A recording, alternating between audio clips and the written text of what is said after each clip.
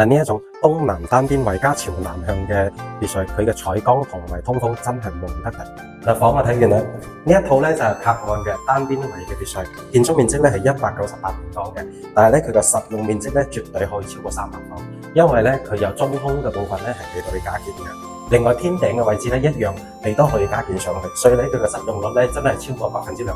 最緊要咧佢預留咗加裝電梯嘅位置，只要你加建得好嘅話咧，做6個大套房都冇問題嘅。只要你係改善型嘅，人口又夠多嘅，呢一套別墅一定係你嘅不二選擇。快啲過嚟搵我睇房啦！記得點讚關注哦。